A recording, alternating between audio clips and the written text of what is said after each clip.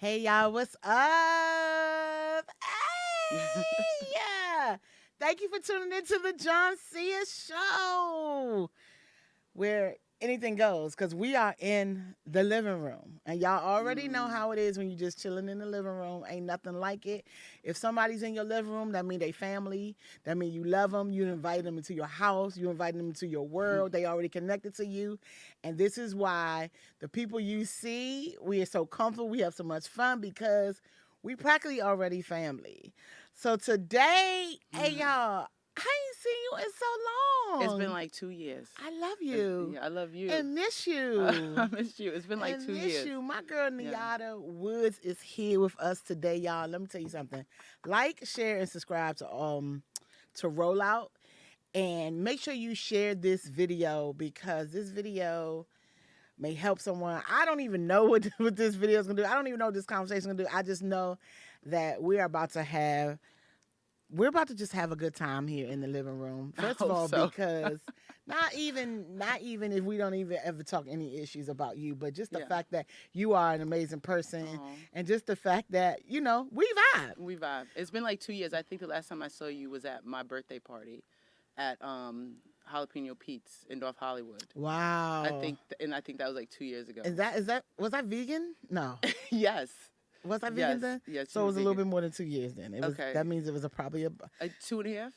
It had to be if I was still vegan. Or maybe you went a cusp. 2018. No, you were keto. You were keto. I was keto. Okay. It was keto. It was keto. Right, because you kept So on that asking was me, what can you eat? 2018. Right. It was keto. Yeah. I'm always something Okay. that's still fat Me as too. fuck. Like, stop it, Joncea. Just be fat. Why can't I just grasp it and says, you're plus size. It's it. This is it. This is it. Like, Right. I work out every day just to be, who I am. But Yeah. let's tell everybody how we met first. Okay. I gotta think. All right. We met at church. We met at church. Oh, we met on the prayer team. Wow. Did we meet on a prayer team? Yes, we met on a prayer team.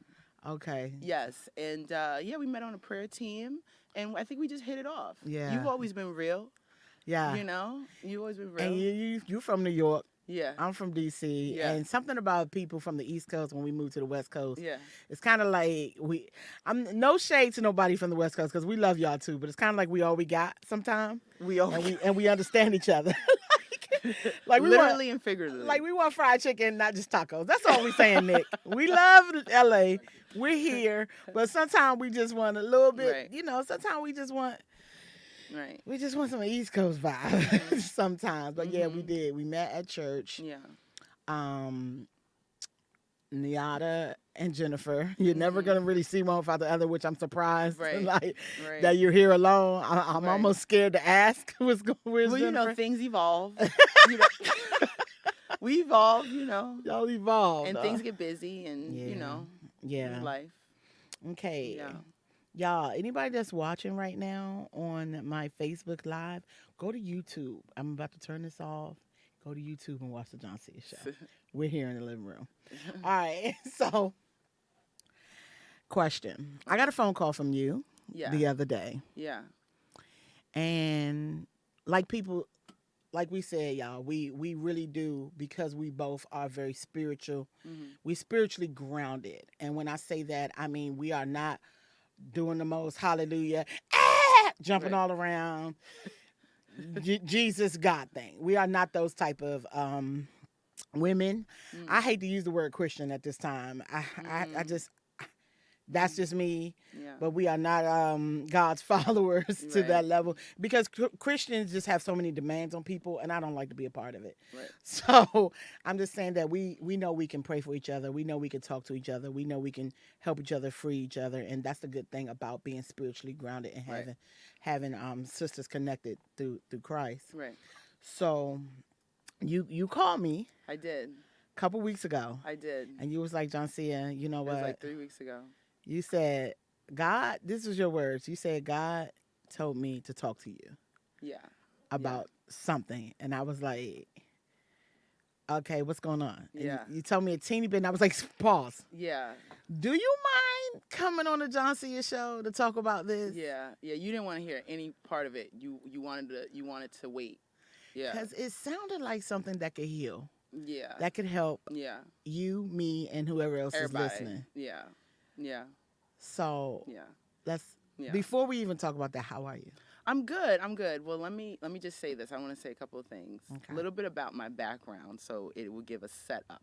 Okay, cool. I like So setups. yeah, so I moved out to LA 15 years ago as a working actress, and but I was also moving out because I really felt like I was following the voice of God, like God was calling me out to California, and so immediately when I got out here, rather than just throwing myself into acting, I actually got into full-time ministry. Mm. So I was in full time ministry for probably like 10 years. What does that mean? Out on the streets, feeding the homeless, in the bars, ministering to people, crying women coming out the bathroom, being there. So like I was always available Hmm. for God to use me in that way as a radical Christian who was pursuing acting. Hmm. And then I got into life coaching. I'm a certified life coach 2 times over. And then I started my concentration with actors who wanted to just have focus. And I would just train actors to find their purpose, have focus, and execute. So I've done all of this within the last 13 years.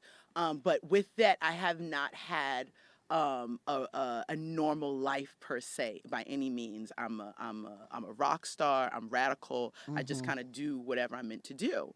Um, so connected to when I called you, it's because I recently got married last Okay. February, February 11th. I got married, and unfortunately, it did not work out. And I wanted to talk to you and share a little bit about why it didn't work out. And by no means am I in like a fully healed place. Mm. Like I'm not gonna sit here and say like my life is this now and this what I've learned. No, I've gone through it, and now I'm continuing to reflect, and I have a really really impactful understanding of what I've been going through. But I'm not healed. Like as far as like I'm good and there's no I don't cry sometimes or it doesn't hit me. Um, I'm just in it, and I want to be available to share my process why I'm in this next portion of like experiencing what I've just come through. You about to make me cry. I cry a lot, guys. Yeah, which is good for the soul, right? My soul is great because I be crying. I've been crying because you cry. I cry. I seen a baby crying the other day and start crying. I was like, what's wrong? Right, But right, right. I kind of I don't know what you're about to say, but I do know Yeah. that during the pandemic, I had a boyfriend Mhm. that I had not ever seen or touched. I mean, we saw each other. We were just Mhm. FaceTiming every day, and Okay. We met on a Zoom show or some shit, Okay. and it ended in July over some shit. I don't even know why. Okay. Honestly. Mhm. So I don't know where you're going, but I kind of feel you on the relationship, Right. having a relationship thing, really trying, Right. really doing something you've never done, Right. really pouring yourself out and Right. becoming vulnerable, and then Right. it just comes to a complete stop. Right. Right. Right. I will say that I am over the shit. And Nick was talking to me this morning, and I'm like, Nick, trust me. I Yeah. really wanted to be the dude's Yeah. friend and reached Yeah. out to him the other day because Yeah. it was something funny that we had a personal joke and he Yeah. ignored me. That's like the third time he ignored me. So honestly, he's Yeah. probably watching. Yeah. Fuck you. Fuck you. Okay. That's how I feel about So that. we can curse. I can curse. Oh, yeah, Okay, this great. the living room. I was like, I can curse. This the Okay, living good. room. This Okay. like really We my living chilling. room. Okay. All Yeah, right. We yeah, good. sis, do Okay. you. Okay. This is like if me, don't worry about none of the Okay, cameras, cool. none of the microphones. I don't know about all that. Hey, girl, I might know get. because your makeup is beat. By Oh. the way, shout out to whoever. Thank you. Yes, a childhood classmate did my makeup this She morning beat it You hear from New me? York. Yeah. From New York. Yeah. You beat mhm. you She beat did my that, thing. sis. You beat Yeah. that. Yeah. But okay, Yeah. So let's talk about it. This feel like it's about to get juicy. Yeah. Well, I'll say this. COVID-19 really did a wonderful doozy on my ass. Mm. As a life coach, as someone who's introspective, someone who's a processor, someone who loves people, someone who's always looking at themselves to be better, someone who's always available to people to help them be better, COVID came through like and treated me like a rookie.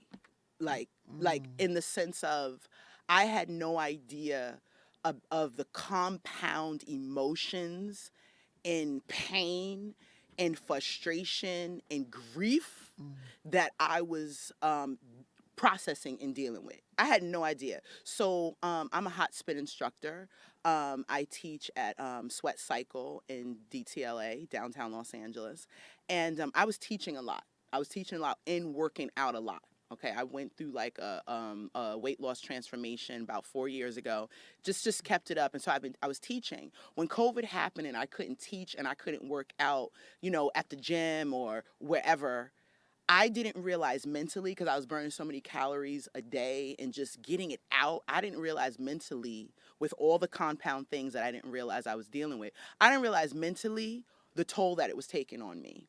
And between things happening during COVID, roommate issues, like the racial upheavals, like just getting into myself and trying to figure things out, I was in a deep depression probably from like the time the shutdown, from the time of the shutdown in March to probably about August. And when I say deep depression, meaning like just can't do stuff, can't Mm-hmm. do shit, can't motivate, and like, you know, going through a weight loss transformation, you're very disciplined. Mm-hmm. So not being able to access that level of discipline during that depression, fucked me up. It really fucked me up because there was really no self-compassion of like, we're in a pandemic.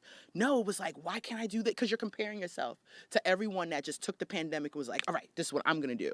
I wasn't in that space. So it really took a toll on me. And my best friend Jennifer, like, no matter how much I was able to communicate with her about what I was dealing with, it was just too overwhelming for even her, because I am a strong person. And, as a Black woman, we're like, we got to be strong. And you go through, it's always like, keep it pushing throughout all the stuff. But I went through a serious depression. And so, Hold on, before you finish that, can yeah, I ask you a question? yes. Do you think you went through that depression because you had to face yourself and you never really actually face yourself because of the working out? Just because I know this, I'm Yeah. also that Yeah. person Yeah. that all your friends turn to. Right. When the strong person is weak, it's Yeah. like everybody that's Yeah. connected to you are like lost and Right. weak and all that. But you think it's because the strong person doesn't really have to face themselves because we're so busy Right. helping everyone else face. Yeah. Yeah. And you don't know the magnitude of what you're Mhm. dealing with because you're helping people all the time Right. by way of just that's your personality. That's Right. just a part of who God made you to be. Mhm. It's a curse and a blessing. Yeah.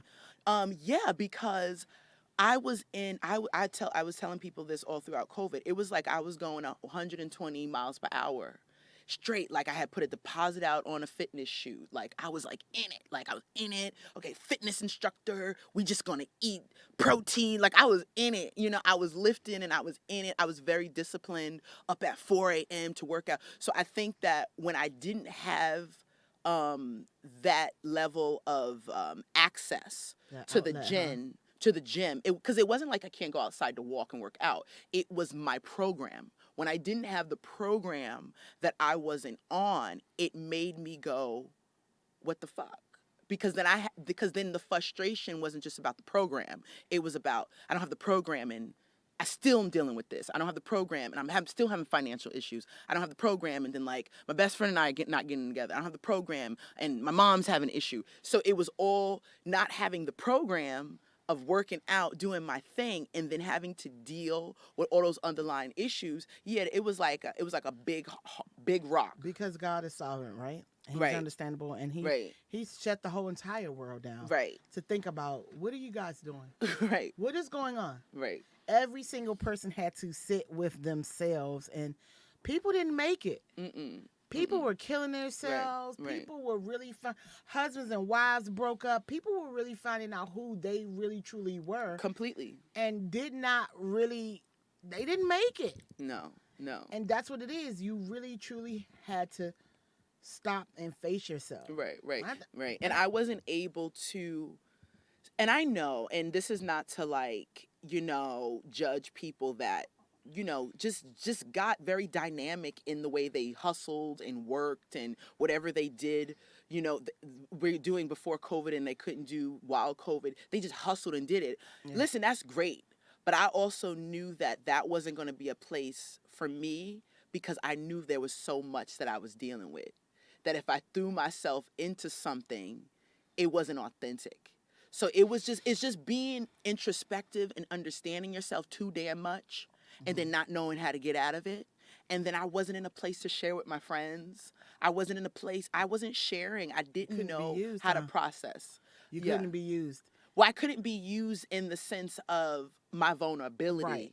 Like I could be used in still being there for people. Nyatta can say, but my vulnerability in that place, no, I was stunting myself because I wasn't really willing at that time to share what I was really dealing with. Like I had transitioned out of apartments where I was just me and my best friend, and then I moved into a big house in Inglewood. They have a great new stadium, and I moved in with this white girl, and then I had to face all my childhood issues with white women because I'm a black woman who grew up with all white people in my school. I was the only black girl in my grade for 6 years. Wow. So, in affluent white people, so rich, money white people. So when I moved into this house with this white girl who was very similar to the young girls that I grew up with, I was going through a healing process because I literally was in a process where I was facing all those different things that I dealt with as a child. So I was dealing with that, and she wasn't really getting it,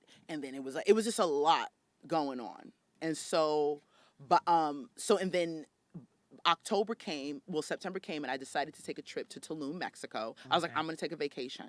My relationship with my best friend even transitioned. We decided to kind of like take a break and transition. It was just a lot. So I decided to go to Tulum, Mexico in September. And then October was my trip. And a week before my trip, my uncle passed away, like just randomly, which was a hard pill because this uncle was in jail most of his life. And he basically, changed his life around, but still had his struggles. And there was a lot of family issues. So he just died abruptly. And then 2 weeks later, my great uncle passed away. And the grief was just too much because what it did was it reminded me of my father passing away 2 years prior. And it was just too much grief. What does that mean? Like, I couldn't really process it without someone, and then I couldn't really pull anyone in because I didn't know what I was processing. Because, as a black woman, as black people, you're so used to just, this is what it is, and going through, you don't take time to sit and talk about grief. Yeah. And grief is deep sorrow that affects you physically, emotionally, spiritually. So I was dealing with grief from my father, grief from not being able to do what I was doing during COVID, grief from the relationship with my best friend, grief from my uncle, just grief. So when I went to Mexico, I was on Bumble, and because that, like, to me, that's the way you just kind of meet people because I went on my own. And I met my ex, John, and yeah, he filled in the gap where grief was just digging. He just filled in those holes. Grief was just like digging. And what grief was doing, it was digging me out. That's what it was doing. It was digging me out. That's deep. That's because I had to feel all these different emotions that fitness couldn't hide. My best friend and I dynamic couldn't hide. And it was just a lot. So when we met, I received him. He fell madly in love instantly. And I just received him, even though I was just kind of like, I don't think he's my type. But So let's describe John. Let's talk about John then, right fast, since you name dropping. Hope he isn't watching. So who's John? So John, John is Canadian, born and raised in Canada. Parts of Canada, based in Vancouver. And yeah, he was spending 3 months in Tulum. He is a bright, funny, smart man. I met him at 49. He's a white man, Caucasian, however you want to say. Met him at 49. He turned 50 in the midst of us being together. And John was great. Like, John went up as a grieving woman. John did and said everything he needed to do and say to soothe that grief. So, question: so evidently you weren't one of those black women that was like, I never mess with a white guy. No, I'm infamous for dating white men. Okay. I have I think proximity just breeds that, because I grew up with so many white people that I'm attracted to everyone, but there is a thing where, like, I am attracted to white men because I grew up with white men. Yeah. And just like I'm attracted to black men because I grew up with black men, but it's like people from Seattle. Mm-hmm. They black men from Seattle date white women, right, because they were around white women all their life. okay, right. It's like, it's familiar, Shout out to black men, from Seattle. Right, right. But yeah, I'm actually one of those women that I can't see myself with any other race but a brother. Okay. And maybe it's because I was raised in Washington, D.C., mm-hmm. and it wasn't that many mm-hmm. white people where I was raised. Right. Right. And the white people that were raised around us were like, they were white, but right. they were white people that love black people. Right. Like, all of them are now married to blacks. Like, right. The white men are married to black women, the white women from where I was raised. Like, right. Like, seriously, 1% of them married their own race, and if they did, they welcome blacks. So mm-hmm. all I kind of know, I had three older brothers of right. black, a black dad. I right. kind of can't see myself with anyone but a black man. Mm-hmm. Mm-hmm. I can't even watch white that porn. I ain't even gonna I can't watch I can't watch a white man's penis, for Pete's sake. All right. Penises, and I just, oh God, no. Yeah. I said that when I was 18. I'm not a porn watcher to that level, right. guys. Don't to that level. Sheesh. To that level.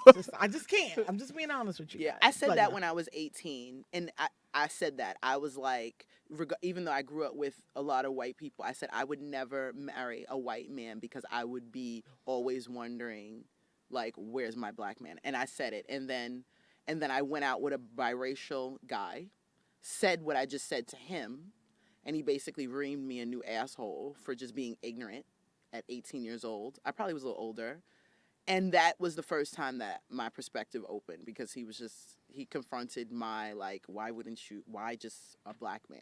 Yeah. And that's when I just kind of, like, brought out. But it was because I treasured, and I say it past tense in my mind, I treasured just the camaraderie and the dynamic of a black woman and a black man. And that's where I was at. I was honed in on that until I just started dating outside and just became more open. And so how did that work out for you? I mean, it's fine. I think men are men. Men are men. But I think when it came to John, first of all, I was the first black woman he was with. Okay. I was the first black woman he was with, and then when he came, it was a big setup because I was living in Inglewood at the time. And he came in and he moved in with my housemate and I as we were trying to get our own place. And this was the first experiences he was having with black people. Now, he was familiar with black culture because of just hip hop and television. So a lot of white people are definitely familiar with our culture that they try to steal. Right. Culture, right. I think it's easy to be familiar with culture because we're a part of the entertainment industry and the media. But when it came to the dynamic of black people and who we are, no, I was his first experience. My friends were his first experience. And he said he had one, because he's a fisherman. He's been a fisherman for over 25 years. He said he had one black fisherman guy that he knew. That's so cute. Yeah. So he didn't have any black friends, nor did he know the black culture. We also had different views even when we met about the election and what was going on. Of course. But I was like just sucking up his "you're amazing, you're wonderful, you're small, you're strong, you're smart, you're beautiful. I want to Let's be with you." So let's I was sucking let's it up. stop right there Yeah. because that brings up the I think the disconnect with black men and white women, black men, white women and black men, Okay. because I think white women also do that to black men. They pour it on. Right. They up, Yeah. they do Yeah. Yeah. over a little bit over and beyond, and they Okay. make the man feel a little bit more Right. just loved and secure than I guess what they would say a black one. Like I don't Right. believe Or they were us. receiving. Yeah, I don't believe us. And I'm not coming for no race, no gender, no nothing. But I think as far as a black woman, we're so busy, stressed, strong. Mm. We're just so that we don't. I'm not gonna say all of us or whatever, but Yeah. just growing up with a black mom and a black dad, I used to watch my mom like overpour into. I'm not gonna say I don't even know how this is coming out. I hate the word overpour, but my mother used to really make her man feel like a man, and I think our generation of black women, we don't do that Like to our constant black man validation, right and care. as much as we should. Yeah. Like I agree. like white women do, and I believe it's the same thing with the black man to the black woman. I agree. And it's not because we wouldn't. Maybe it's because we don't know. We don't communicate enough in that department to know. Right. Or we're just busy. I mean, it's just, I don't know. But the white man, because white men love me. They do. They oh, my do. God. They They do. love me. Yeah. And they're always, you should see my inbox. Like, Right. they're always pouring Yeah. just how beautiful I am. Yeah. And I mean, black men do too. I'm not even Right. going to take it like y'all not in my inbox too. Right. You guys are in my DMs too. Right. But it's just something about this random white guy just Yeah. making you feel like a queen He was that a black man isn't making you feel like. Yeah, I mean, and I'm telling a story here. So, Right. Clearly in the beginning, it was definitely like roses and, kisses. He just knew what I needed to hear. Not I needed to hear out of insecurity, but he was speaking on who I was as a woman, and he saw who I am, and he communicated it. And it wasn't just about like my ass or my shape or my figure or what I could do. He literally was like, "This is the type of woman you are, and you're a hard worker, and you're a chef, and you're that." He validated those things that I think as women we work so hard to get to or accomplish, and we don't always, and black men don't always either, and I hate to make it like a race thing, but it kind of is, don't always acknowledge it, because I think sometimes the men that I'm dating, they're looking for something. They're looking for something that's going to make them better. They're looking for something that's going to help take them to another level, because that's what they learn. Get a good woman. You know what I mean? Get your book, and then she's going to be behind. And I think that's the focus so much that they're not really always present to who the woman is right there in front of you. And John had an amazing ability to talk about those things, and that's what really pulled me in the midst of grief. Because I blame this whole marriage on my choice to operate through grief. I made decisions through grief. And if you research grief, which I've been doing in the last few months, you shouldn't make any decisions when you're grieving. You shouldn't be making any major decisions, because psychologically, spiritually, physically, you are in sorrow. You are going through it, and you could have there's a such thing called grief fog. So yeah. So for me, I was in it. I'm going to look up the word grief Yeah. really quick. Go ahead. You can keep talking. Yeah, so it was definitely grief. I mean, I remember the second date we went on, he was ready to be with me, and I remember standing in his kitchen looking at him, and my exact words in my head was, "What the hell am I doing here?" Oh, my God. In my head, because I knew he wasn't my type physically. He wasn't my type physically. He wasn't my type physically. That's because I've accepted that I can be very shallow. Oh, no, me too. And so he wasn't my type physically. I was messing with somebody that wasn't my type physically either. And I gave up what I really like to mess with this Right. person's insides and realize you're just like the rest. I might as Right. well just mess with my Right. type. And I could be hard on myself. So my conversation was, oh, he's not my type physically, but you know what? Maybe I'm too shallow. Maybe the guys in the past that are fine, they didn't work out. Maybe I need to be open to a man that's more sensitive. I feel like That's what I was pushing myself in, as I believe grief was like, yeah, yeah, because you need this. let me read what Yeah. grief is. Definition of grief: deep sorrow, especially that's caused by someone's death. Um, Let me go to words that's similar: troubled, bothered, irritation, vulnerable, aggravation, harassment. These are words that they compare to grief. Hassle, headache. So when you're grieving, that's kind of like misery, sorrow, Mhm.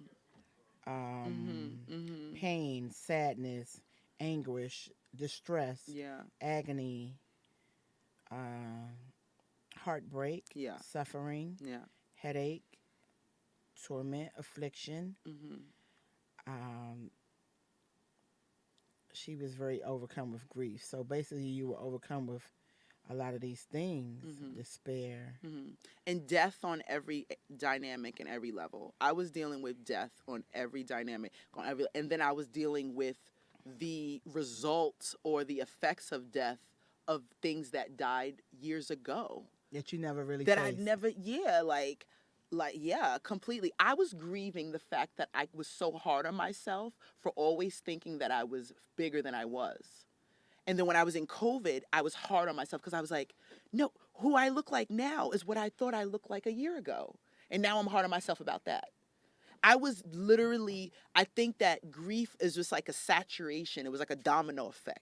Like one thing that I was grieving just connected to the next thing. And I just was just overall just so sad. You know what? I went to therapy for the first time. I think I was probably about 27. Mm-hmm. And the first thing she did was she asked me, tell me something that happened to you from the age of 5 to 10 Mm-hmm. that made you sad. Mm-hmm. Mm-hmm. And I was 7. My uncle jumped off the bridge for peak's sake. He was my favorite uncle, and I'm 7. I have no Wow. idea, right? I'm crying now because just the fact that she pulled that out of me. Right. And she said, all these years you've been grieving that. Right. Right. Like, we aren't taught to how to heal from grief, Or how just to deal heal with from it. death. No. We aren't No, taught. we're not taught how to deal with it because when you were a child, you dealt with the experience. Right. But then as you grow, you continue to shed that grief Yeah. because your uncle's not here and you're growing as a person and as a Right. woman. We're not taught that. We're taught to go through and move forward Right. and Right. do what you need to do. We're not taught to value to value grief Mm-hmm. and what it does. Because I think that the only way you can get through something is to value what you're in. Right. You can't get through it if you just say, fuck it. Fuck, this don't mean nothing. Oh, this nothing. No, this hurt my damn feelings. Right. And this meant something. This person died. You know what? I gained 20 pounds. You know what? This relationship didn't work out. You know what? This white girl said this to me in my house. Like all those things you have to value in order to process it. If you just go, oh, fuck it, that shit happened today. Right. And like- that's how we've learned to live. That's how we learn, And that's especially why as we black be people. messed up adults. Yeah. And it goes so far Yeah. back to things that people don't even want to talk about. Yeah, It's especially in as our black people. it's in our blood. We've been Yeah. beat to death for peak's sake. Yeah. To work for free. It's Right. embedded in Right, us right. to just move on and get over it. And now you lead me to why I called you that day. Okay, let's You talk you about just it. you just Now brought it here's all the right. juice, people. You brought it full circle because people are constantly saying, especially during George Floyd, Mm-hmm. constantly saying there's systemic racism doesn't exist. It doesn't. Different people. There's people that clearly come into agreement. It doesn't exist. And I know it exists because, like I said, I grew up with affluent white people. So I know the mind frame of being the good black girl. Like, don't say much. And if you do say much, make sure it's funny. Right? So I know what that was. But it wasn't until the day I called you, because I've been in a process, because I've been asking God since John and I broke up, why the hell did I take him at face value?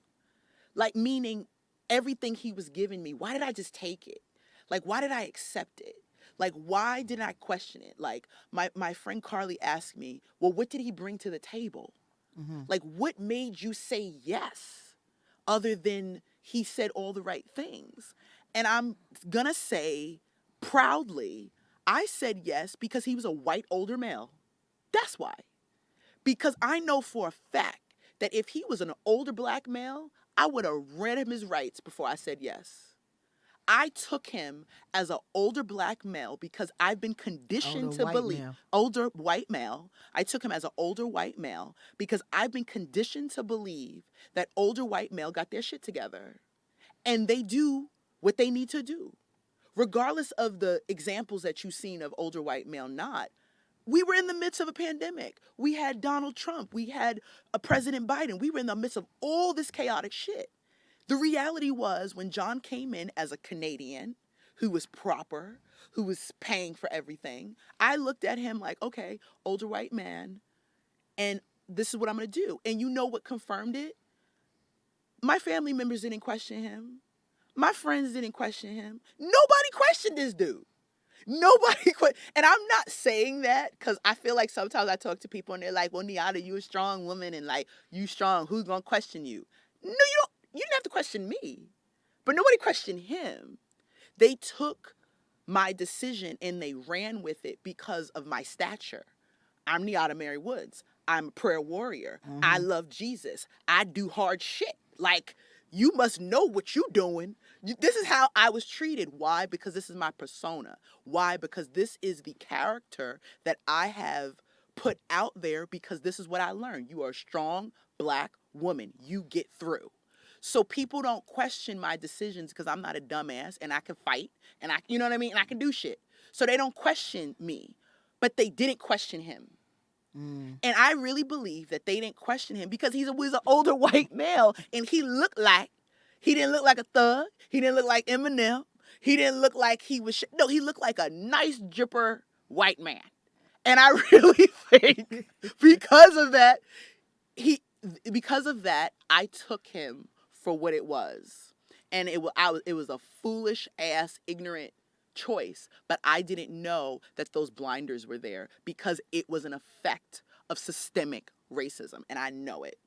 I know it because I'm telling you, for 4 months I kept on saying, "Why the hell did I choose this white man?" Because What happened was, John ended up having mental health issues. I found out probably like 3 months into our relationship that he suffered from severe depression. So he would have big lows where he would have panic attacks and he would bolt. And right before we broke up, he had 7 panic attacks, breakdowns in 1 month. It wasn't until the 7th panic attack, I was driving to work to downtown LA, and I was like, this motherfucker just had 7 motherfucking. And it was because you're so in it, because I'm his wife at this point. So I'm in it. I'm calling my pastor. I'm praying because I want it to work. Like, I chose him not just because I was being foolish, but also because I felt like, you know what? I always choose out of love and out of feelings and because he looked good. Why don't I choose because of he seems like a good life partner. Like, he wants to help me with my business. He's having a different conversation. I'm going to choose this because we work well together. The business, more good credit, that type of shit. Let's try something different. Let's different try something different. You know what I'm saying? So I was gonna try a rich man. Call me. You know?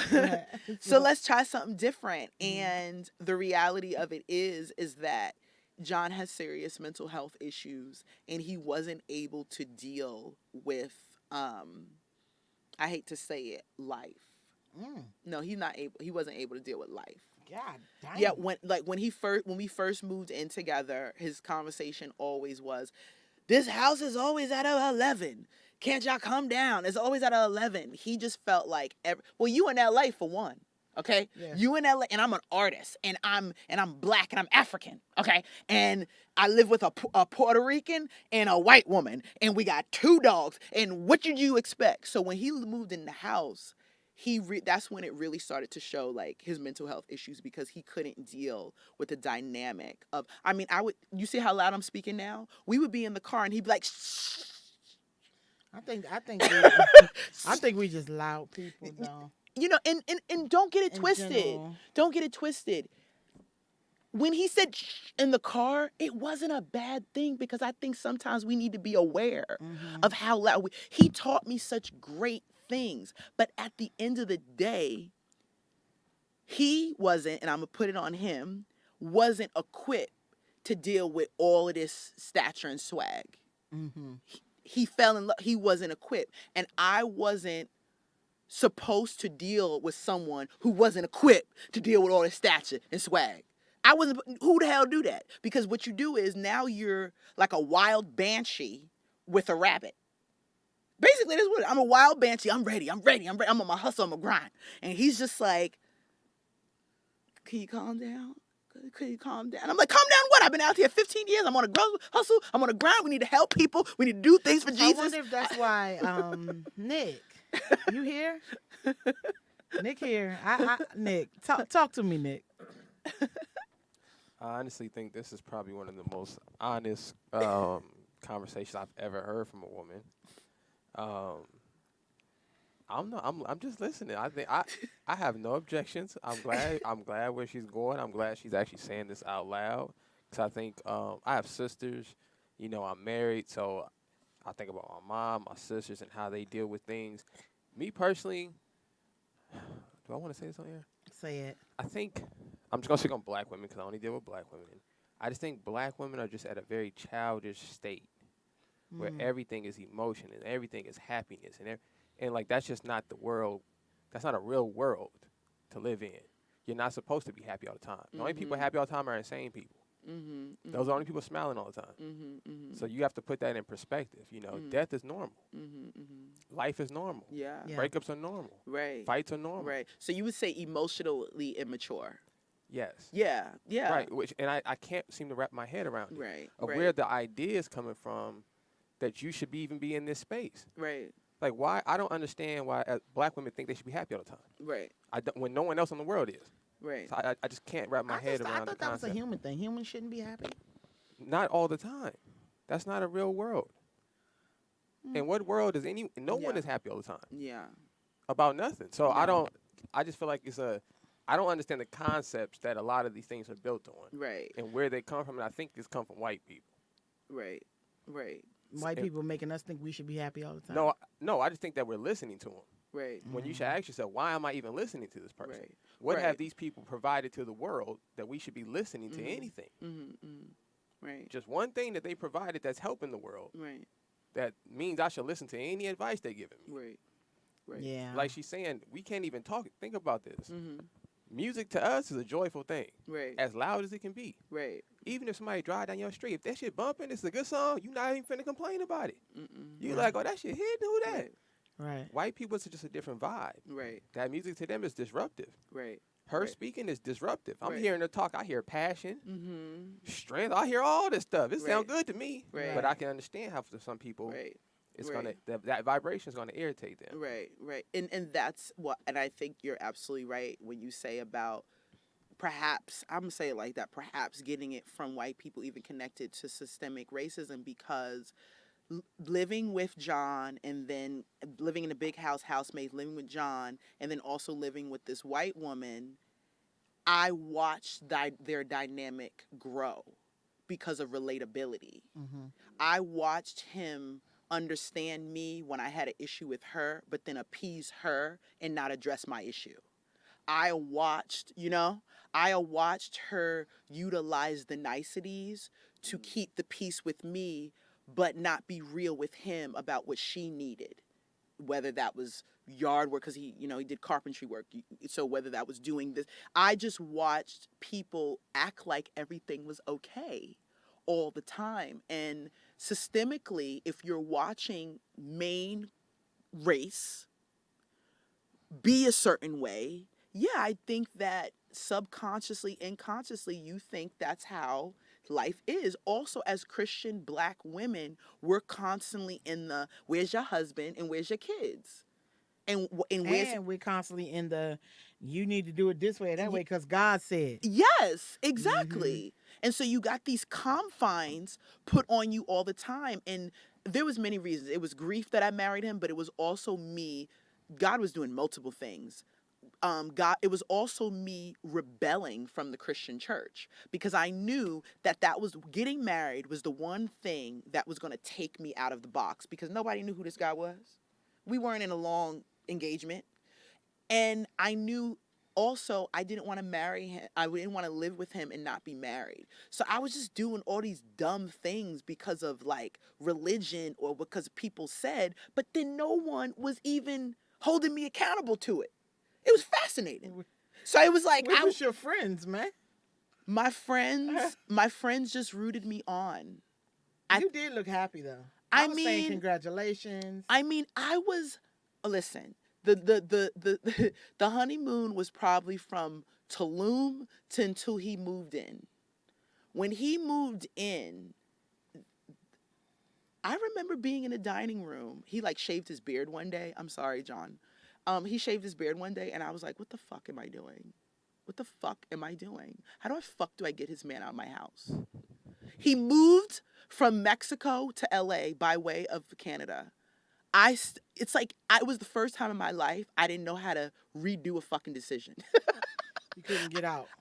It was the first, because I consider myself to be a badass. Like I will buy like Oh yeah. this was like, because it was the grief. It was like, oh, I don't want to do that to him because then I'm gonna do it to me, and then everybody's excited, and how do I go back on this, and then I need him, and then there's no, and I had my one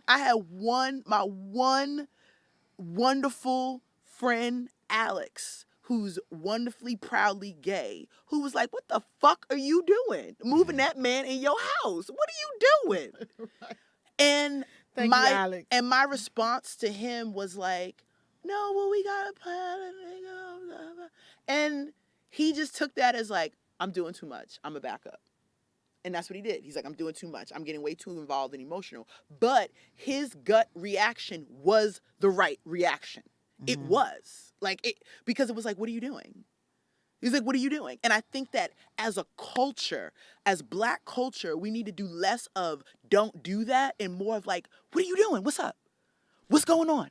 Tell me what did it? We need to do more of that rather than like you doing this and you doing that and why she wearing it. No, first of all, that's identity based. Whatever anybody does is identity based. You shouldn't be asking why someone's doing something. You shouldn't be like approaching people like don't do it and condemning them. You should be trying to figure out why, so you can then address them from that place.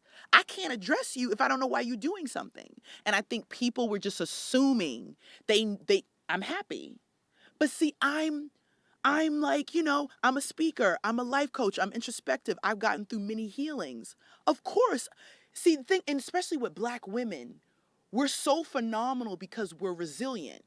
So we can be sitting here and being completely broken, but people will honor your strength. So they're like, you're strong, you're strong. And everything could be wrong.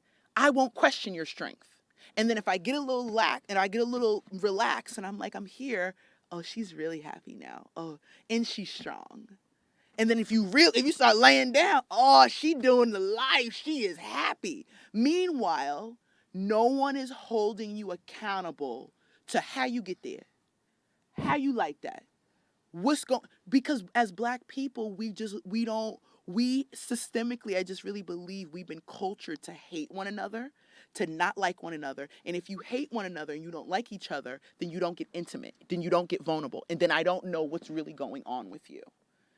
And that's the reality, because that's what I watched. I watched, even my roommate, he, John did a lot of carpentry work for him. She didn't pay him for his services, but then it hit me one day. If he was Mexican, she would have. If he was a Mexican man, she would have paid him for his services. But because he was a white male, he good. He got money. He's straight. Yeah. I don't want to I'm not ragging on black women. Y'all. No, I so mean, I'm just asking this question because this is my perspective. Obviously, it's not the truth. It's just my perspective. It seems like we have a culture of women who just cheer one another on, regardless if they're burning in a building, which I don't understand. And I'm glad you said even your gay male friend, because men, all my homies around me, they not gonna let me go down the wrong way. Right. That's why they around me. They're going if I pull up with a chick and she look a little hoish, they gonna say something. Right. They pulling me to this. Hey, nigga, not this one. Nah, nigga, you can't go. Right. We ain't. No, it ain't going. Right. So I don't. I've always been confused about this with women, that it can just clearly be a bad idea. She can clearly be going about it the wrong way, and it's just like they just create a circle of just encouraging the bullshit, and no one. Or the do you. Yeah, no one. Do you, boo? And I just don't. That is just. To me, from outside looking in, it is the most damaging thing that you can do, is to surround yourself with people who are just gonna so concerned about your feelings and not your reality. You know, and I just think they're so concerned about one another's feelings and not the result of what's gonna happen, because that's the facts. Right. How you feel is temporary. I think I'm not that friend. I've lost a lot of friends because I'm like, nigga, no. What are you doing? But what I'm saying, Joncea, is like even like sometimes we talk off camera about you may be dating it, right, or something, right? And I'm black love all the way. Stay with him unless he beating on you niggas. Hey, yeah, because I'm go just against the oh ropes my and god, hang I in can't there. believe how much you fought for this dude. Because I'm gonna tell you why though. Because I understand I used to date white women too. Right, my dad told me keep a white bitch on your side. That's how you keep your pockets full. Okay, so this is my culture growing up. Wow. But as I got older, I realized the struggle in dealing with black women. But I had to make a conscious decision to say, you know what, I'm going to endure this struggle. I'm going to be the one to take on your trauma and deal with it. So I just would wish black women would kind of see it from that perspective when dealing with a black man, to understand you are making a decision to deal with a victim. We are victims. So the insecurities, the lying, all that's going to come with it. But if you don't, I feel like you have to, and as black people, I owe it to my sisters to stand in that fight with you. Because who else is going to do it? Right. So I just feel like at some point, I just wish that black women would kind of have that same idea. First of all, create a community amongst yourself to hold each other accountable. Right. And get out of the emotional state. Yeah. But then to understand that man or woman, if you black, you get in a relationship, it's going to be the BS. It's going to be trauma. It's going to be mountains to climb. We done been traumatized more than any people on the planet. So nobody can even relate to you. Right. They're trying to deal with your trauma. Right. They ain't been hung. They haven't seen movies about. You see what I'm saying? You can't even. We probably can list 5 positive black movies on our hands. Right. Which is a scary idea, you know. Right. So I often think about when I deal with a black woman, I'm preparing myself mentally. Right. For anything that's coming at me. Right. So you're saying you should be in a relationship with her. I'm sorry for laughing a little bit. No, go ahead. I'm only laughing a little bit because of what we talked about this cry. morning. Yeah. You know I'm a cry. Give me some time. No, but you saying just be with that guy as long as he don't hit you because he done been through some trauma. Yeah, because if I'm a victim and you saying, well, you're not treating me right, and I say, well, I have no example of black love. Right. So what the fuck are you mad at me for? I'm trying to figure this out. So what if I'm trying to communicate with you and let you know what I need to be loved? I have no example of communication, Joncea. So then who talked to me growing up? Okay, so if you have no example of communication, I understand that. Right. I'm talking to you now. Right. Telling you, communicating with you of what I need, and you communicate with me what you need. No, because I have no example of that, Joncea. You're not understanding that. So it just stops there, and I just gotta take it. You have to understand that. You trying to tell me to express myself when the world has told me not to do this my whole life. The world tells a black man you need to suppress your feelings, and now black women are confused on why we don't want to talk to you. But how? Right. This has been the program. Right. Right. So if anything, you have to understand that okay, I have to deprogram, or I have to be patient enough. I have to create a safe enough environment for this man to feel like he can tell me anything. that he can be vulnerable. He can walk in this house and say, "Damn, I had a bad day. This happened to me. I was scared about this. I'm worried about this." Most black women never hear that from their men. Right. And it's not because we don't know how to communicate, because we're telling somebody this. It's just that most of the time that space is never created Right. for that man to feel like I can actually come to you and you're not going to judge me as a man. Right. If I lose my job, all of a sudden I'm not the man of the house, and that's all that goofy shit. Right. Right. Right. So I agree. as a black man, we just don't have that space a lot of times in relationships. Right. So, you but know? you as a black man is telling me I should just stay with a black man no matter what he do to me, though. Unless he beat, no, and even then, I mean, if you got a tough chin, nigga, stick in there. You know what I'm saying? But yeah. Nick, what? I don't understand. Listen, we have been traumatized. I've been hit. I've been abused by women. So are you still with them? No, Exactly. but I didn't leave her. I didn't leave her after she hit me, though. That's That's all, okay. I didn't leave her after she hit me. That's all Thank I'm you, saying. Nick. Sorry, no, Right. Listen, I'm not staying with about black somebody. love. Right. I'm about black love too. I'm here for it. I really am. Right. But I also don't believe you should stay somewhere that you're uncomfortable. Right. See, that's a false reality. Why? Well, do it you depends deserve on to the be discomfort, but it depends on Why? where I the source of the mean, discomfort. Why do you deserve to be comfortable? Why do I deserve to come home and be uncomfortable? Do you want to be uncomfortable when you come home? But you know what the reality of dating a black woman is? It's a possibility I'm gonna come home and it's gonna be uncomfortable. And if I don't want that, I gotta date a white woman or Asian woman because they gonna shut up when I come in the house. Right. Right. But if well, if I it take on a black woman, depends. when I walk in that house, I gotta know. Right. Right. I know. I grasp that, and it's also the same with black men. I grasp that part. But should we stay together in the midst of a bunch of just displaced anger and just a whole bunch of just Right. chaos Can I all give you a the scripture? time? Can I give you a scripture? Yeah, please The give me a good Lord scripture. said, "Heaven is set for those who can endure to the end." Do you Yeah. know what that means for me? Wow. Yeah. When I read that, you know what that meant? What? He laid it out. It's gonna be drama, nigga. Trust me. Right. He's setting it up. That's what God He gonna said. set it up so that it be rocky than a Right. motherfucker. Because So- he Right. wanna see. He wanna see if I'm really gonna stick with this black woman. Right. Okay, so what about the black lady that just shot her husband? Was that what God meant when He said it to What heaven? black lady shot her? Why did she shoot her husband? I don't know, but they both did. She shot him, then shot herself. Well, I don't That's know what about- I'm just Right. saying. I don't believe heaven, no, I don't believe in violence. As Thank human you. beings, you should never put your hands on nobody.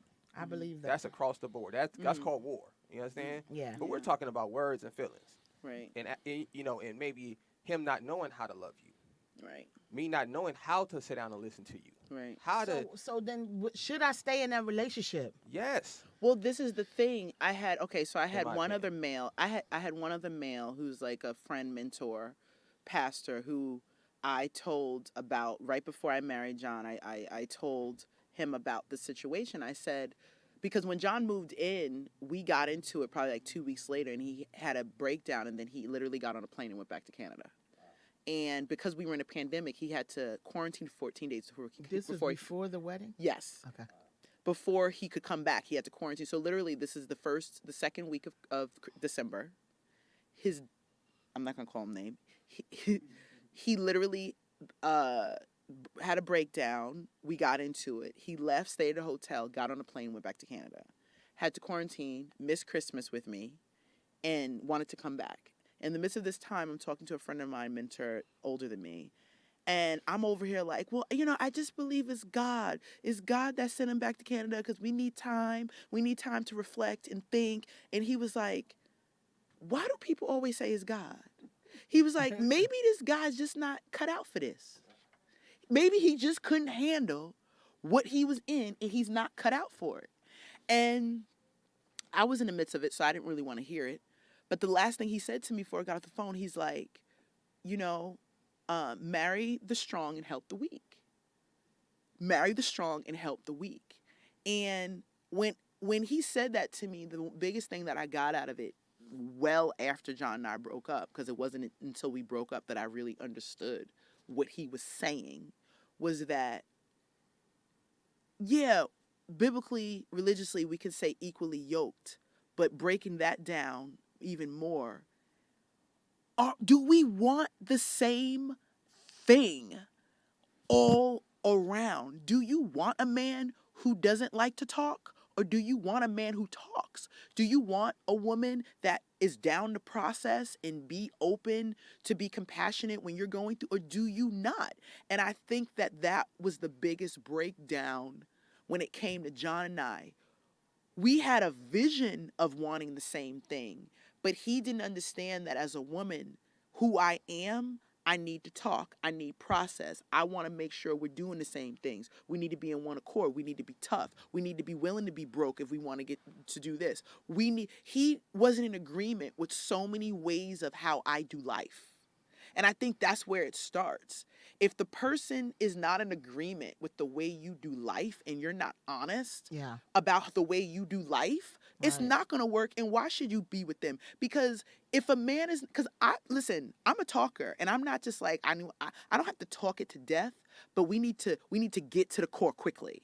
Like, if you mad at me, tell me. Don't be walking around weird. Right. Like, and if you got to walk around weird, let that last 3 minutes. Right. Maybe there's not maybe. John wasn't about that life. He wasn't trying to talk. And I want to be clear. I know men don't always like to talk. That's not what I'm saying. It's a stature of life. It's like, are you a communicator who's willing to resolve? Some people aren't. They're just like, here come Nick. I'm not willing to resolve. Because look, if you're willing to resolve, I'm going to have compassion and patience with your willingness. But if you're not willing to resolve, and that is showing through the way this is processing, that doesn't mean you're not going to have a challenging time. That doesn't mean we're not going to argue. That doesn't mean it's going to look pretty. But it's going to be obvious that you're willing. And I'm starting to really believe that some people got it and some people don't. It is definitely people in a relationship that don't want to resolve stuff. They just want to just keep it going or stay in that space. Yeah. And I cannot be with you. Yeah, and maybe he's good with that. Maybe this guy you were dating with, he's good with, like, let it just fizzle out. Let it just work itself out. And I don't think that's a bad, if that's what you want to do. But we ain't fizzling shit out. If we have an issue, we got to work it out. And we don't have to work it out like me going like this to you. But if I say to you, listen, this bothers me. When you get a chance, like, can we talk about this? If a person is not even willing to meet you there, then they don't want that. And that's what I learned. Like, some people don't. I had my same roommate. I'm not going to say her name. I don't know why I'm not going to say her name. Maybe because it's just not worth saying. But same roommate, I confronted her in an email about my feelings, about things that she said racially, whatever. She didn't mean to. She was just trying to be the white girl who was, like, doing all the right stuff. But she was sheltered. I went to her like, these are issues that I have. This is a problem. Basically, after our conversation, she said, I'm good with mine. I'm good with the friends I have. I'm good with the life that I live. I don't need to work anything out, and I don't need to become better. So she's basically telling me, the way you rock, I'm not interested. I'm good right here. She basically was saying you're dismissed. I'm not. So why would I want to be friends with someone like that if I'm not like that? Why do I want a relationship with anybody like that? And I think that's what we don't think about. We think we should try to beat transformation out of people. No, they don't want that. They don't want that. They don't want it. And so, you know what I'm saying? What you think, Nick? Nick got something to say. His face, y'all. Y'all can't see his face. I wanted to ask this question because I don't want to assume anything. So my question is, do women ever think about, as a woman, do you guys ever think about the fact that men simply communicate different? Absolutely. But, well, okay, let me say this. Absolutely. But let's be clear on what I'm saying. I'm going back to what you were saying. We're talking about emotional maturity. Mm-hmm. I'm talking about, because I've had a savior complex. So I'm that person like, Same. oh my God, wonderful black man. He just need a meal and some compassion and and I've been in that space. I'm not talking about not having the emotional capacity to understand that men are different than women and we do things different. I'm talking about when you reach a certain place and as an adult and you go, I don't like volleyball because I like football. Some people just don't want to grow. They don't want transformation. They don't want to be removed from what their plan is. So I'm saying what I've learned, especially through this failed marriage, don't get with people that don't want the same thing you want. Cause that's why he kept on saying we at 11. Cause I'm like Jennifer and I have a problem. My best friend. Jennifer, can I talk to you? I'm talking about it. It might be in the kitchen. And then the white girl that I live with and him, they would get uncomfortable because now we're talking and it's not even heated. It's just that we're confronting an issue that needs to be talked about. People are not always used to confronting issues that need to be talked about.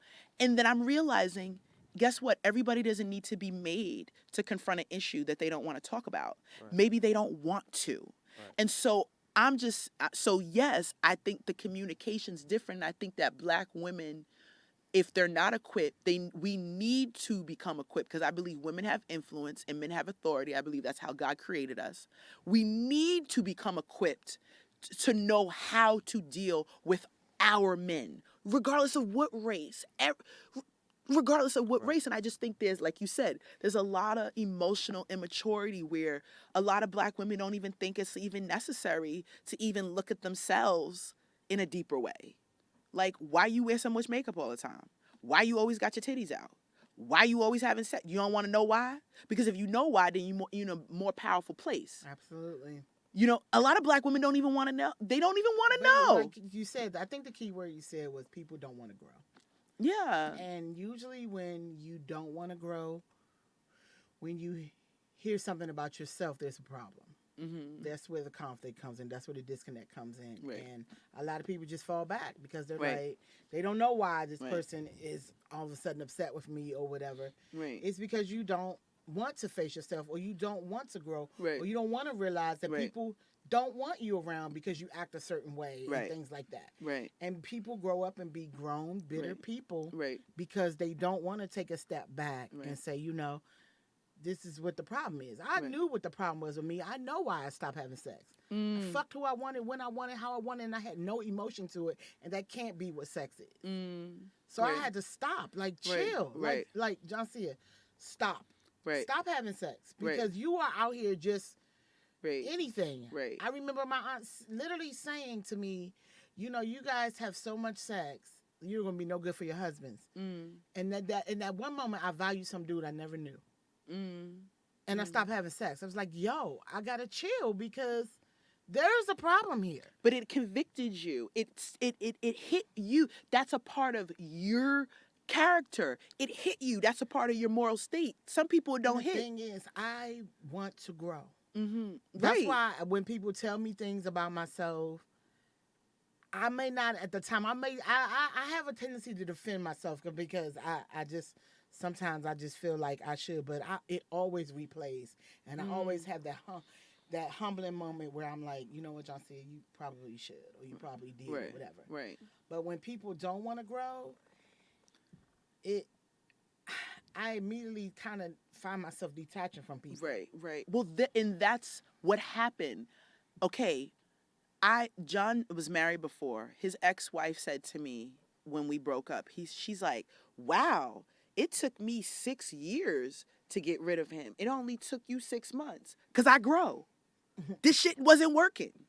I grow. And I feel like God was like, I want you to look at that, Nyatta. 6 months. 2 trimesters. I grow. So even though I was in grief, there was no way we were going to make it to the 7th month because I'm growing. Yeah. He wasn't willing to grow. Absolutely. And I was all in.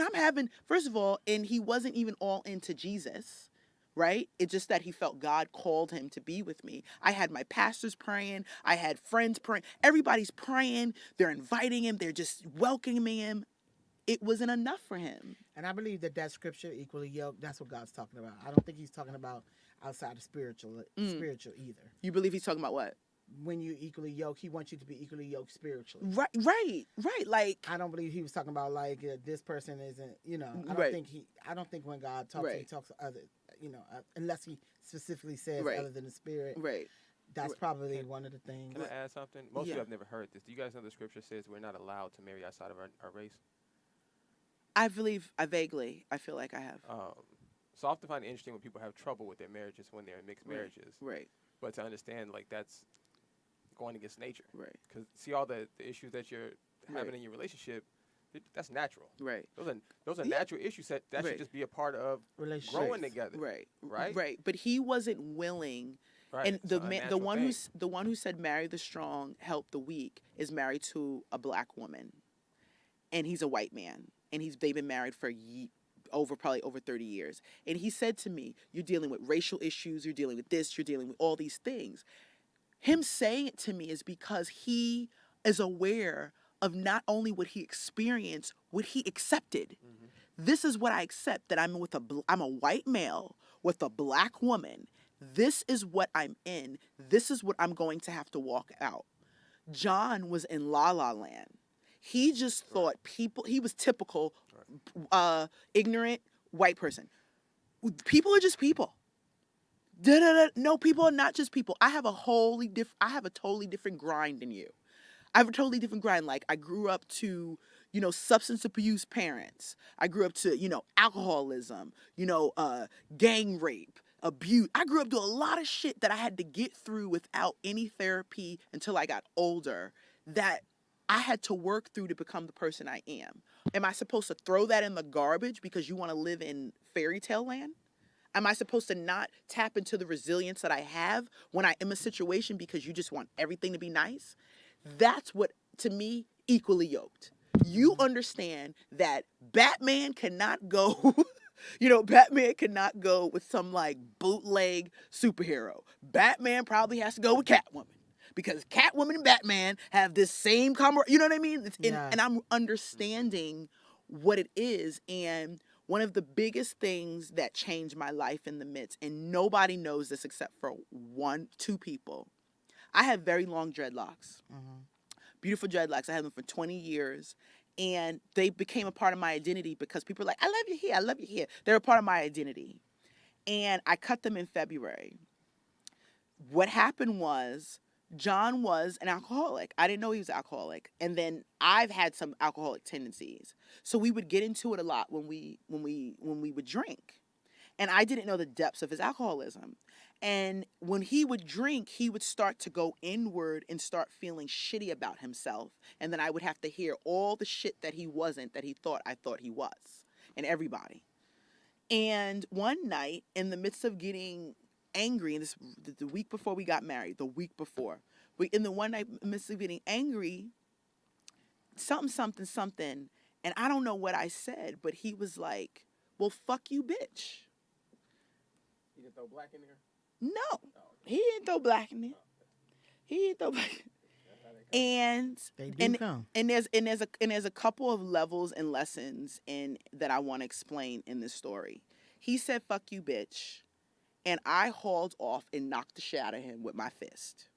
So the first thing here, I grew up to my mom being physically abusive towards my stepdads. Okay? And so I watched my mom hit my stepdad. I watched my mom hit the wall. I watched my mom throw shit. I watched it. So I grew up as a black woman, like, I hit a man because I grew up with just this perception of like, and he better not hit me back. If he do something, I'm hitting him, and he better not hit me back. That's how I grew up. So I hauled off and I knocked shit out of him. I'm gonna call it knocked shit out of him because he had a black eye the next day. When I knocked him, he yoked me up and he grabbed my hair and he pulled me down to the ground and ripped my hair out of my head. Wow. He ripped the whole chunk of my dreads out of my hair. I remember my forehead being on the floor.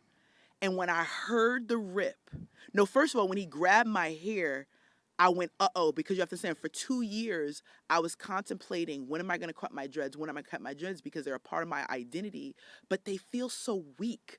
My hair feels so weak, like I was trying to get it stronger, and it wasn't getting stronger, so it was weak. And then it's funny because my ex, when I was 18, said to me, when I was telling him the story, he said, it's so funny that you were like, your dreads are part of your identity, and you felt like they were weak. And then at this moment in time, your identity was weak, right? And when he grabbed my hair, the first thing I thought was like, no, not my hair. And then when he pushed me down and the chunk of hair was in his hand, I just fucking broke. I broke because it was like my identity breaking, and it was like, what the fuck did I do? Like, what did I do that ushered this shit? Oh, I knocked him in his face. That's what I did. So that was the first place where I was like, and I'm telling you, being transformed, evolved, I could never get out of my mind it wasn't okay to hit a guy. No. They piss you off, they gonna get hit, and if they hit you back, they a bitch. I felt that way up until February. I did. That's how I was raised. That's when I'm telling you, that's how. No man hit you. No, if they hit you, they're a bitch. It don't matter if I run him over with the car. If he get up, if he get up and he hit me, he's a bitch. That's how I grew up. And in that moment, that lie shattered everything, because I knew that I was fully responsible for the fact that action happened. Not responsible for the fact that he grabbed me and yoked me and pushed me down, but that I ushered us into that, not because he said fuck you bitch, but because I chose to put my hands on him. And then he was a white man, and any black man know you don't grab a woman's hair. Even the fight, it's so funny because even the fights that I've got, I used to be a little thug. Even the fights that I got into when I was younger, ain't with men. Ain't no man ever grabbed my hair. No. Ain't no man. You don't do that. So when that happened the next day, I was just completely devastated. He was devastated because he didn't know that was going to happen. And so that's when it broke off me, like the domestic violence, just like hitting him, that's not going to work. Like I knew that like it was something I was going to have to get help for, all that. And then the second thing about it was that I still married him 3 days later. That's what I was just wondering.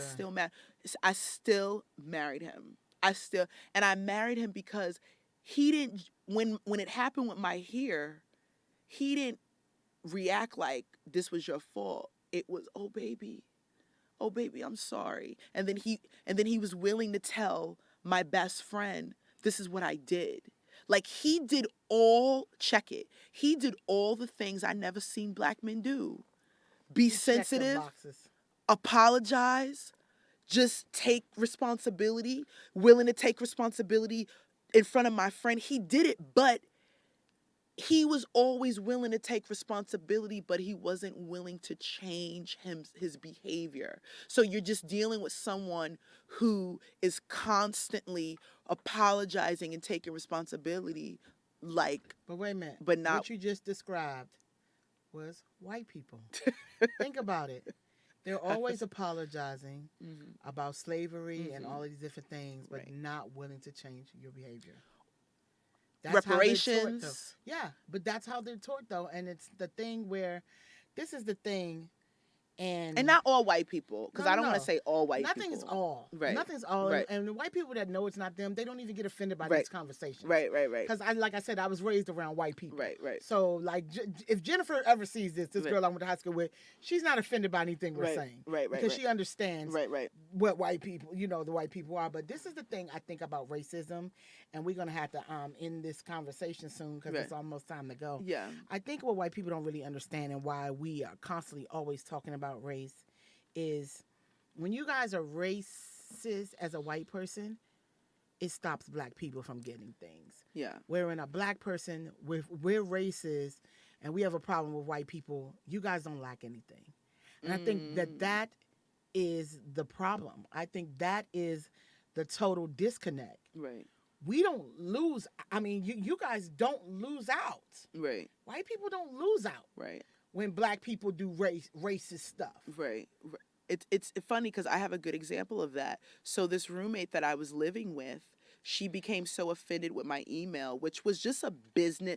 I'm a writer. It was just a business, straightforward, all love email. John was like, it was a beautiful email. You just, let her know. She got so offended with it and everything that was going on, and just everything that she got us evicted from the house, like literally. Like I have my first eviction because she got us evicted. In the midst of getting us evicted, and this is a thing within itself because Los Angeles really let me down because they sent me to all these housing this and housing that, but when it came down to it, when I was in court, I got played by the judge and I got played by just the system. I got played. You got blacked? I got totally. And let me tell you something. I got evicted. John, at this point, John was in Canada already. She didn't know we broke up.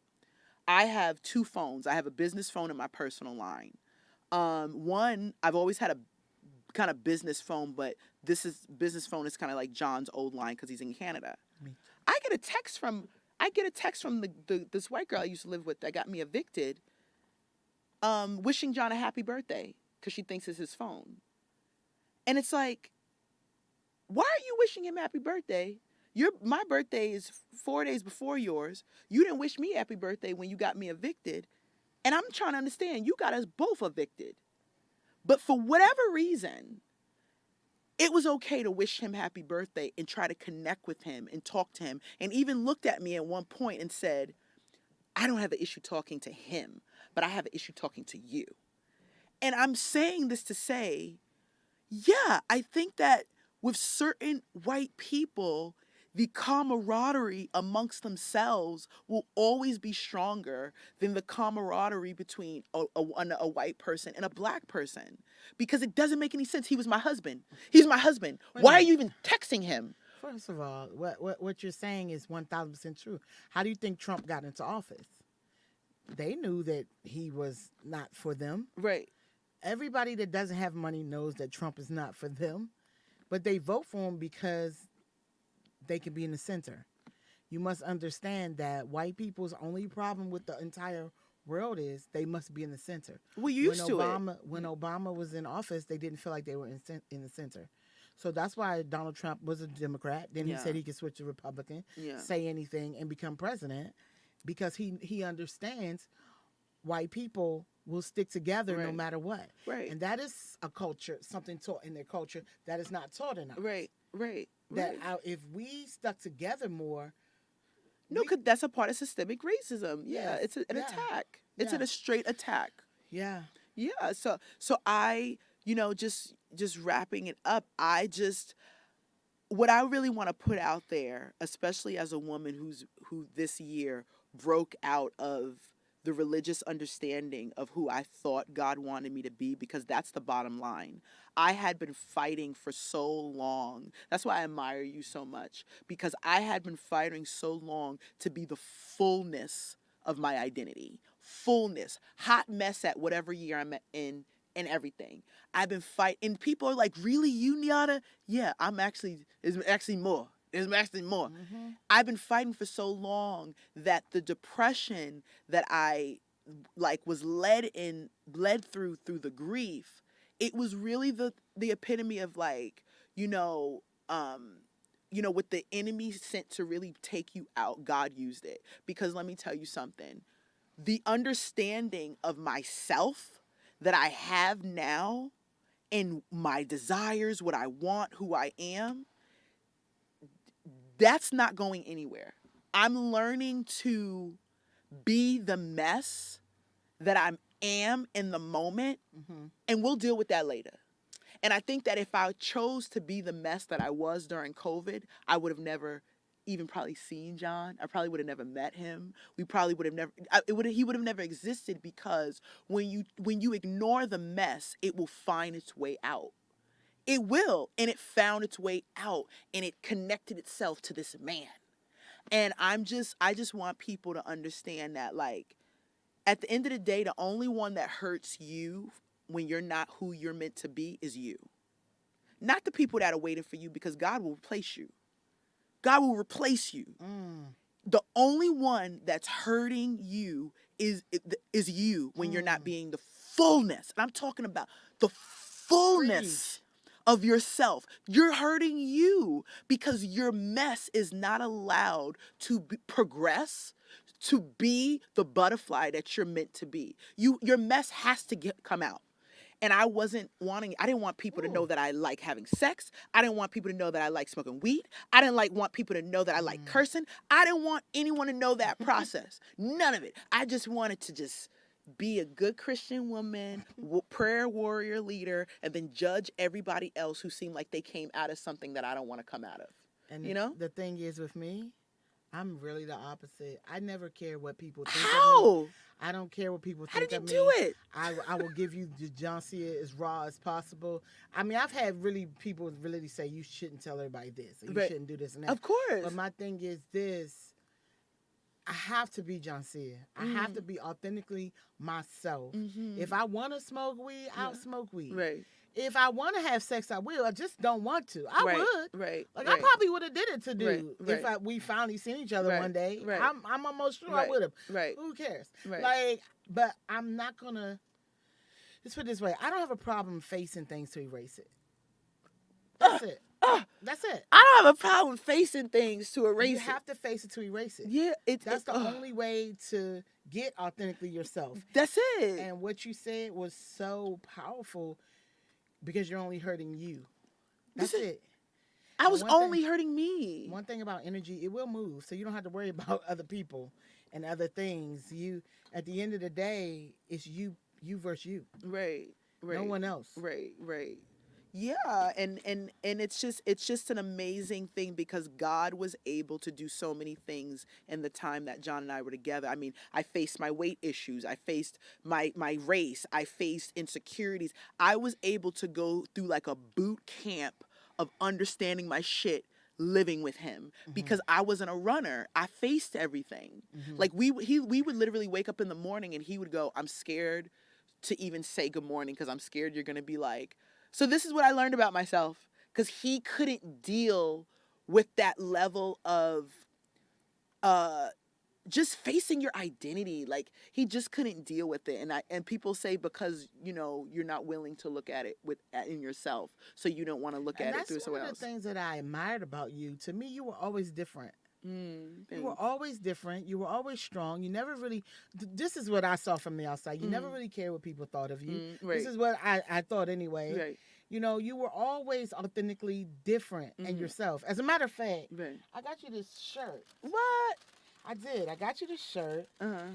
It's my friend Lulu Gonzalez has her own line Okay. of clothes. Okay. Follow her guys on Instagram. Shout out to Lulu. It's a shirt that says, "I'm not crazy, I'm just different." Oh I yes. ordered you one because Oh. it just reminded me of you Right. as a Aw, person. thank you. But I am truly sorry that you had to lose your dreads, if nothing else. But everything happens for a reason, Yeah. and it was probably time. It was overdue. It was probably time, and the good thing about God, He's a gentleman. He sits on the throne, never moves, no matter what we go through. Yeah. Knows that we're gonna make it, and Yeah. if we don't, then we'll just come chill with Him. However that works out. Right. But whatever we need to grow when we really want to grow. Sometimes we unconsciously ask God to help us grow, Right. and He will. Can I tell you? Yes. 3 years ago, I was in church and we were in like prayer groups, and my excuse me dumb ass was like, my prayer is that I feel everything. Oh. I want to feel everything. Whatever I need to feel to just be the person I need to become, I want to feel it. Yeah, he gave me that. He was like, He gave me that because "Your wish is my command." because the only way you can feel everything is if you deal with the shit that needs to be dealt with to feel. So yeah, I've definitely learned that not only God will just answer prayers, but if you're willing, you're gonna get through.